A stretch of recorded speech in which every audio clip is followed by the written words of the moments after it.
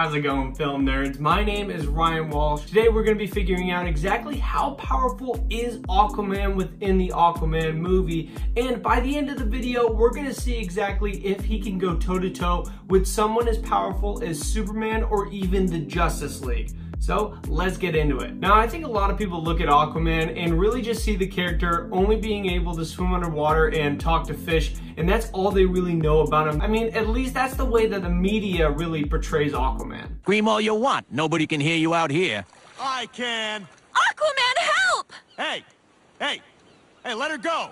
Or what? Or, I don't know, man, but you're lucky you're not doing that over here in the ocean. But to be honest with you, a lot of people really underestimate the true power of Aquaman, and I think the brand new movie that just came out does a great job of portraying exactly how powerful the character really is. I mean, look at the beginning of the movie. Aquaman is lifting an Akula-class submarine to the surface, and these submarines typically weigh about 48,000 tons. So honestly, I think he's a lot stronger than a lot of people give him credit for. And that 48,000 tons isn't even accounting for all the people that were on that submarine at that time, and the pirate submarine that was on top of this submarine, so there's even more weight to it. And it's not even taking into account the actual speed at which Aquaman was propelling the submarine up to the surface. But if we want to mention anything about speeds, thanks to the YouTube channel Comic Book vs. the World, we know exactly how fast Aquaman is within the DCEU. Looking at the scene in Batman vs. Superman, we can see Aquaman swimming away from all the cameras or scuba divers. We don't really know what it is, but I'm just gonna say it's probably just a bunch of scuba divers, and we can see him swim away extremely fast. And Comic Book vs. the World calculated his speed to be about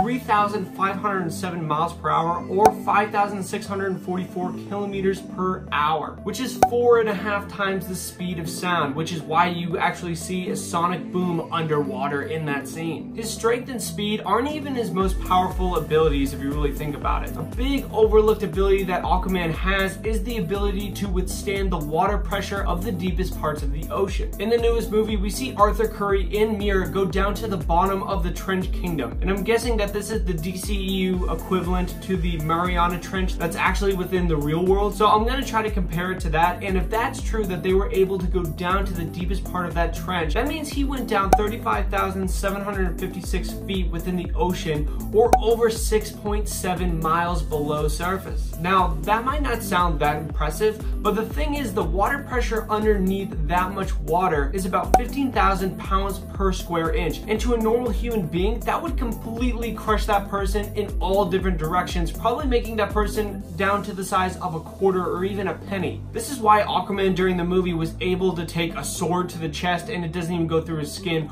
or he was able to take on some bullets and a grenade launcher at one point in the movie as well. Now remember, this is him accomplishing all of these different things without King Atlan's Trident, which is his most powerful weapon that he uses in the comic books and in the movie. Now, everything I mentioned before is definitely really impressive that he was able to do, but the thing was, looking just back at Justice League with his regular Trident that his mother gives him, that's when Superman tossed him around with the rest of the Justice League, so that's not really that impressive if you really look at it like that. So if he's going to be able to pose a threat to the Justice League and to Superman, he's going to need some more power, and that's exactly where King Atlan's Trident comes in. But as explained in the Aquaman movie, King Atlan's Trident is definitely enough to pose a threat to all of those heroes. The Trident alone was able to sink all of Atlantis by itself and give everybody within that city the ability to breathe underwater, and not only just do that, but be able to actually take on the pressures of the ocean, giving everybody basically just superhuman durability and strength. So that really shows you that the Trident has a lot of magic into it, and it is extremely powerful, probably one of the most powerful things on the entire planet. Also alone, Arthur Curry possesses the power to communicate with fish, which a lot of people laugh at, but the thing is,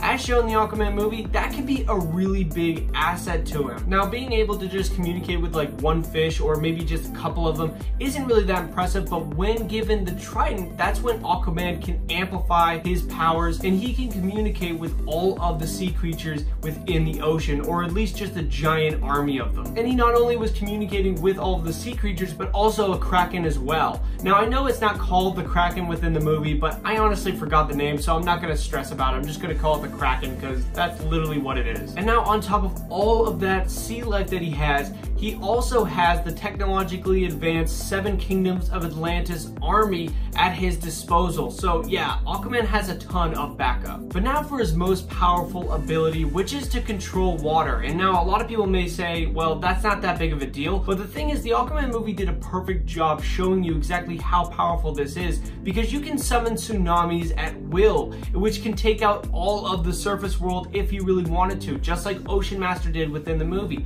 He took out a bunch of coasts along the eastern and western seaboard of the United States, and I'm pretty sure he also took out a bunch of Europe as well. So that just shows you that the ability to control water could destroy the entire surface by itself, because 75% of our Earth is water. So if he wanted to just raise the sea level just a little bit, it could take out the 25% of land, and there you go. Aquaman wins, and he completely destroyed the surface world. Now looking at all of Aquaman's abilities and the armies that he can control, I think a showdown between Aquaman and Superman would be pretty awesome to see. And honestly, after everything I just listed, I don't even think the entire Justice League could really take on Aquaman, because he has an entire army of sea life backing him up, along with the power of the ocean, his natural born strength, speed, and durability, and his trident to go along with it. I don't think any hero could really stand a chance against him. I know there's a lot of people out there that probably still think Superman could probably take Aquaman on and his entire army, but the thing is, Superman has one big weakness other than kryptonite, and that's magic. That's why Shazam is able to go toe-to-toe with Superman and almost beat him from time to time, because Shazam is pure magic.